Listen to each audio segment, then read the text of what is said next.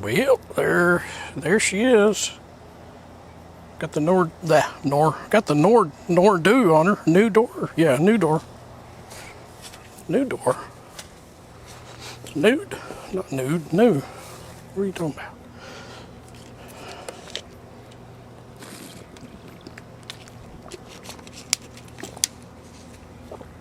And let's see. You may ask yourself, or not, what the heck I am trying to accomplish here. Well, this car, I absolutely loved it. It was awesome for what I was doing at the time, which was driving 150 miles round trip every day. And I could do that with this car. And I only had to fill up every third day, which was awesome. So, and you talk about, I don't know, name your own gender or whatever you want to call it. Cars these days, this is a 4-cylinder. And let me tell you, it does not identify as a 4-cylinder. Because, not necessarily proud to say or bragging or whatever, but when they first opened up the express lanes around here, nobody was using them. So I jumped on there, and there was a clear stretch where I could see a long ways. And I floored this little thing. And she ran out pretty good. She wasn't really pulling anymore. May have had a little more in her. But it was running 130. And I couldn't believe it. It just, when I grew up, I don't think I ever actually grew up, but when I was younger, I thought my Chevelle, my 70 Chevelle with the factory 307, and I put a 4-barrel quadribog on that thing, and man, I thought that was the fastest car in the world. And then later I had that car forever. I sold it and bought it and sold it and bought it and sold it and bought it, and finally I shipped it off to New York. And I think, I don't know, I hope it found a good home. But that was my first car. And to make that thing go 130, which it might have done when I was done with it. Come I was through, I had a 454 in it with 488s, pretty beefy cam, 850 double pumper, and just, all the fun stuff. But, you take something like that and spend tons of money to try to get it to be a fast car. And then I go and buy this thing because I like it. Power seat, driver seat, up, down, back, tilt wheel, heated seats. I think the mirrors are heated, I don't remember, but power driver side window, all the the Bluetooth and all that fancy dancy stuff. But just something that I wanted to be a decent work car. I'm telling you, with it was a 6-speed transmission in these things. But you couple that with that little, couple hundred horsepower little motor. Like I say, it doesn't, if it could talk, it would not identify as a 4-cylinder. It would identify as at least an 8. with that transmission,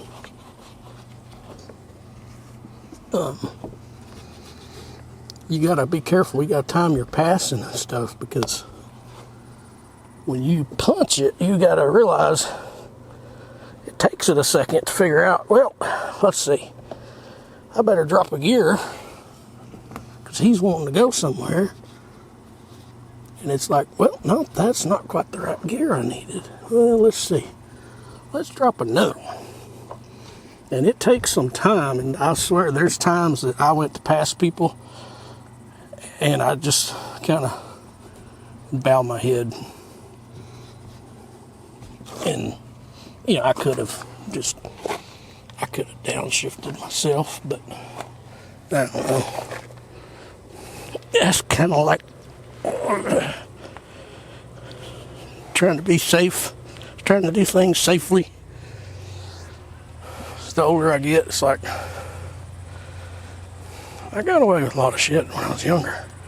Maybe it's time I start taking a little bit of accountability, and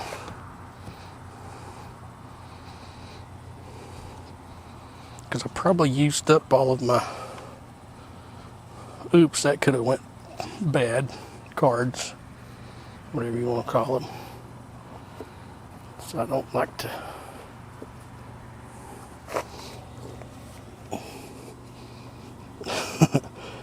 do stuff like I used to. Like, I don't know, we'd do like a 20 punch or 30 punch and racing, and do what we called a T-drop. You throw her in neutral and rev her up and then throw it and drive, or first or second. But you know, about 3 rear ends later, I finally quit doing that. Transmissions always seem to survive, but rear ends did not enjoy it. Got to where I could swap out the rear end in that Chevelle pretty quick. Uh-oh. Now that's not funny. Well, okay, maybe it is funny. That front door is locked. I thought I just locked the keys in it, which it's not going to be funny. Now, you might have laughed, but I wasn't about to. So anyway, cleaning this thing up. It's got a brand new motor in it that the dealership or Hyundai finally did, because this was one of those famous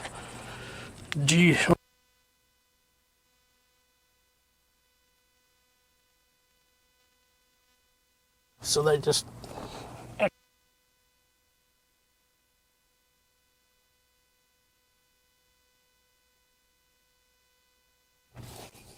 $145,000 out of it, and daughter was actually driving it, and it just gave up. I mean, it gave up running down the road, and it was all she could do to just steer it off the road. Well, there'd already been a recall where they put in a so-called knock sensor.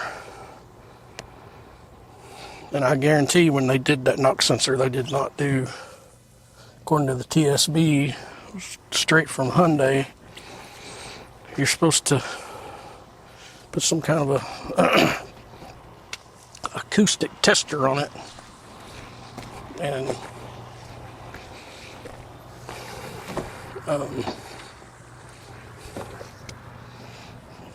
where's the door unlocker?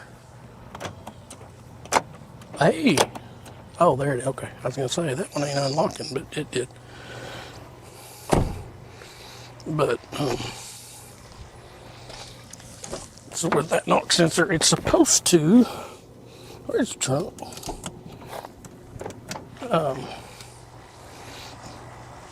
It's supposed to kind of put the car in a limp mode and allow you to just from different stories I read, is that people could, you know, you could usually get where you're going. You could, you know, once that activated, you'd see the you know, the lights on the dash would start flashing and all this crap. It would drop power, but you could drive it or you needed to. Is how that was supposed to work. And I guarantee they didn't do what they were supposed to do. And I asked them for those records when I went through all my BS.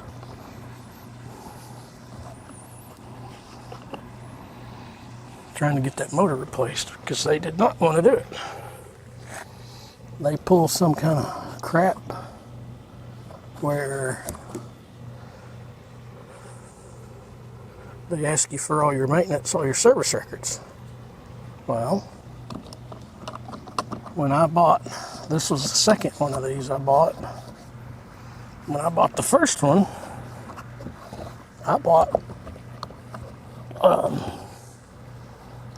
all the filters, oil, air, cabin, all the filters I would need for like a year of service. I bought them. And, because, like me, you do a lot of your service stuff yourself, because I can't afford to take the dang thing to the dealership.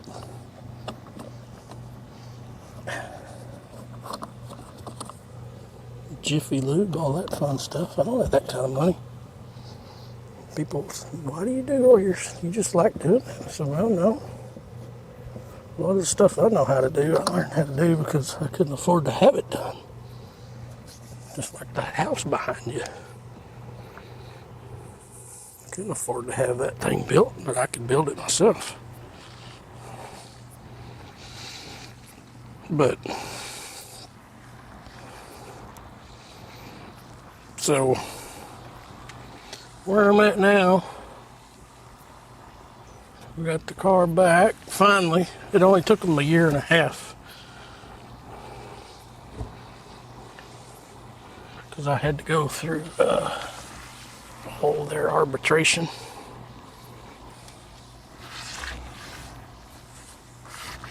And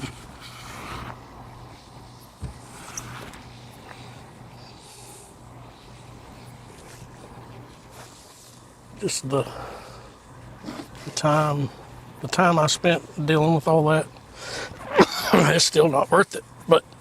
And I don't want the car. So this car, I'm giving it away. And I don't think anybody watching is going to be the person that gets the car, but you never know. At some point, that person might see this. So I kind of have an idea of who it's going to be. But I don't want the car. I don't want to sell it. But I could see it being a decent car. I would rather have it go to somebody I may know or may not. Because I know how the manufacturers are. I guarantee whoever I end up giving this car to, they're not going to be getting the notices on the anymore. There'll be more recalls. Every time I turn around, there's another one. But so those, as far as I'm concerned, they still come to me.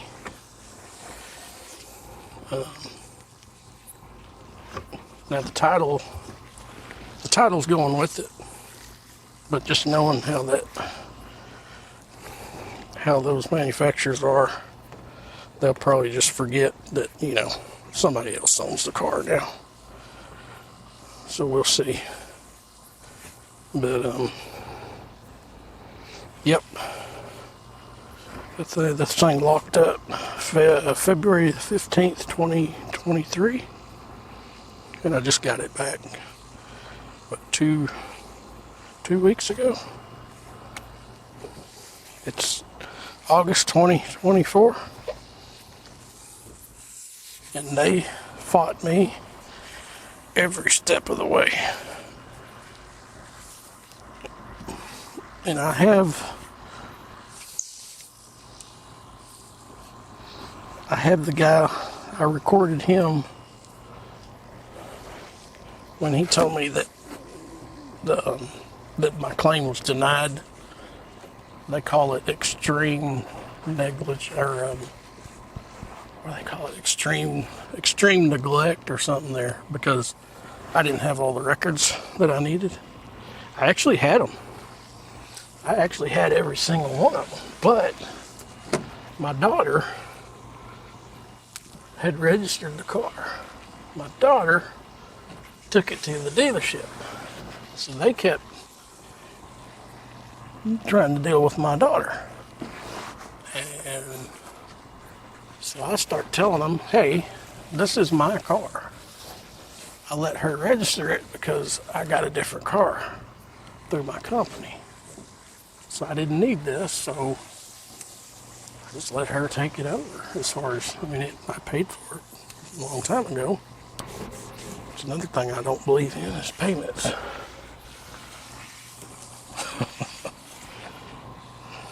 If you're still here, if you're still watching this, like I said, I'm sorry. I don't know what's going on. Well, I don't know what you got going on. But I'm glad you're here, because I like talking.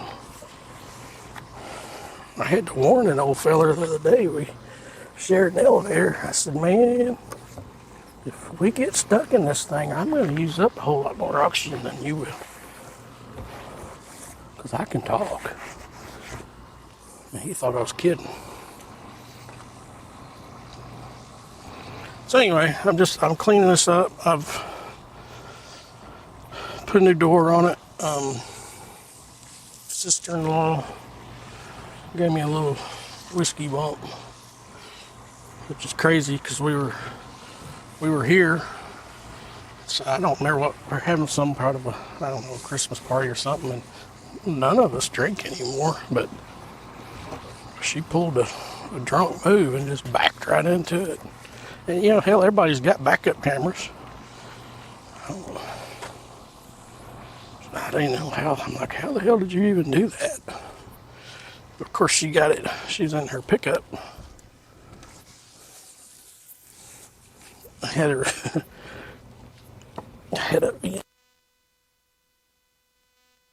It just went right into the door.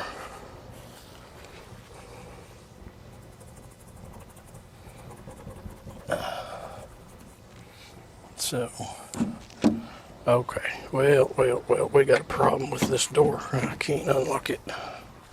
That's not good. That's not good. Oh, it's not. What the heck are you doing, car?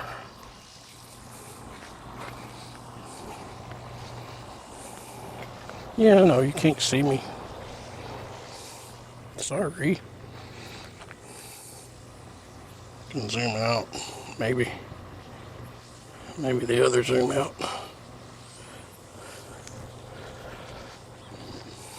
One of them will work. So, dadnabbit.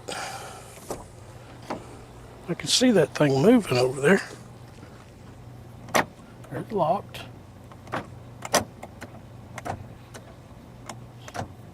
So it just goes back. I don't know if y'all can see that. It just falls back. Huh. Well, I thought I was making some ground.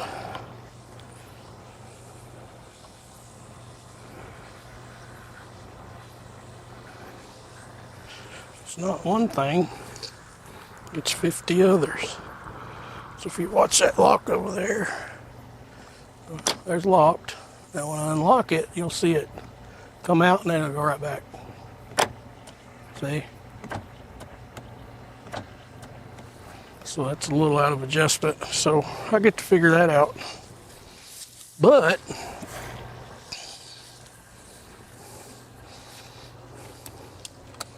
maybe I should. What did you do with the keys? I found them.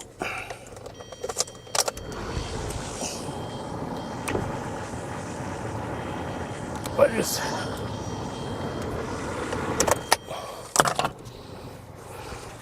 do some generally turbo and Luke Duke action, do some hood sliding, and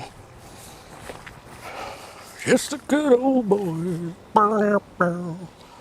Never mean no harm.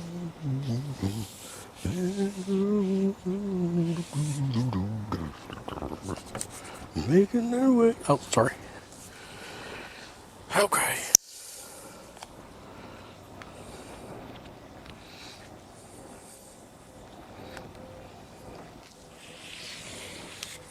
So, yep. It goes right back. Ain't that something? I wonder why it's doing that.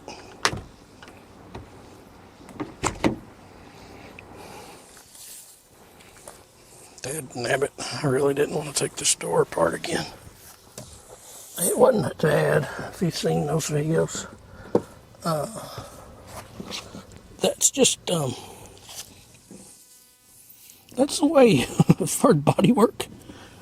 Man, that's how I like doing it. Oh, you need a new door and fender and stuff. Need some body work done. Yeah, we can pull that out and do some tack welding, a little bit of Bondo here. Yep.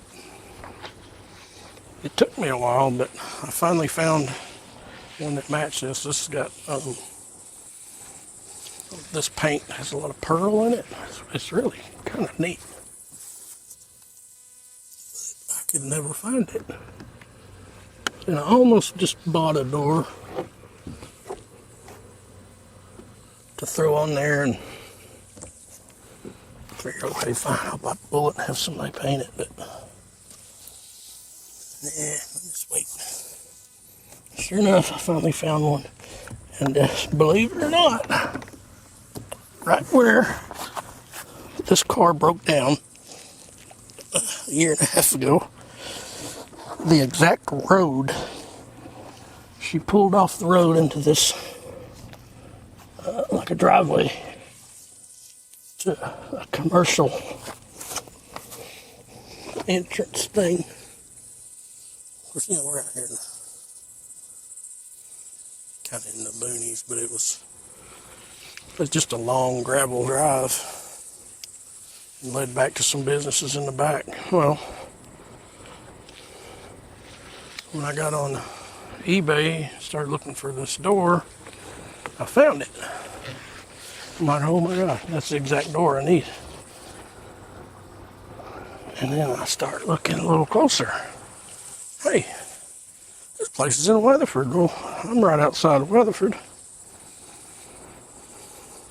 And then when I drove to get the door, I pulled onto that road and I'm like, you gotta be kidding me.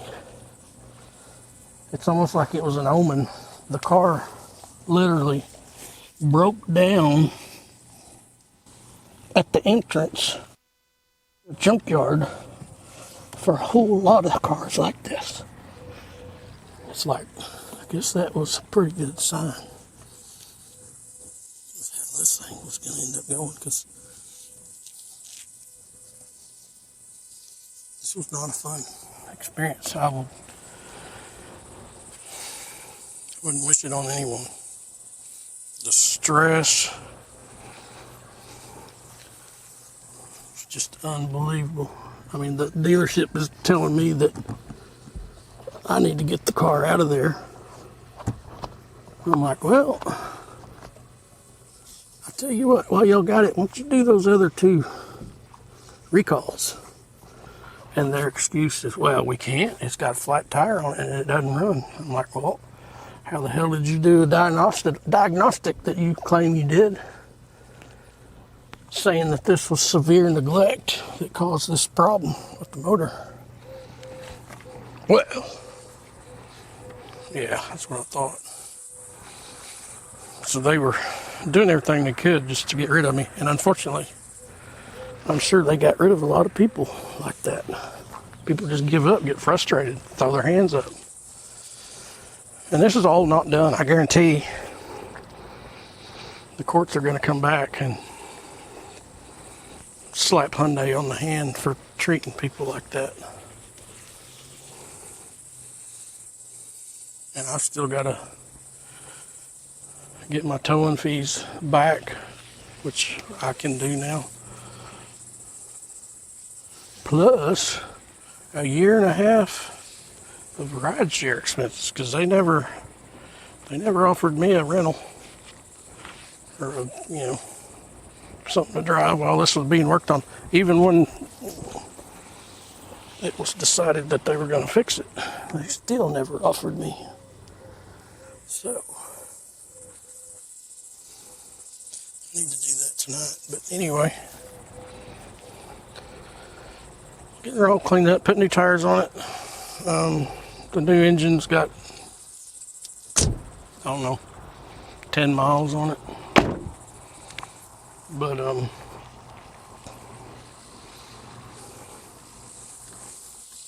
need to do some more research on that, because I have to vacuum all this out too.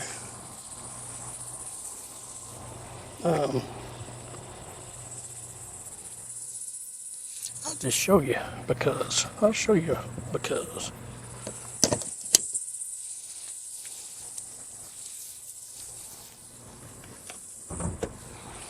Oh, I almost forgot. Actually, I did forgot. The other day, I was working on it, cleaning it up, replacing the door and all that fun stuff. And we had a pretty good storm come in, and it slammed the hood. And in doing so, it blew the dadgum supports, the struts out. So it's like, what in the world? So, I mean, if anything, I don't know if it doesn't want to go away. So it like, I'll just keep breaking little things here and there.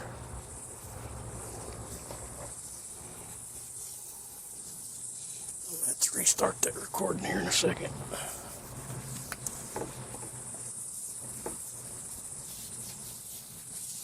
It's a labor of love, not love for the car.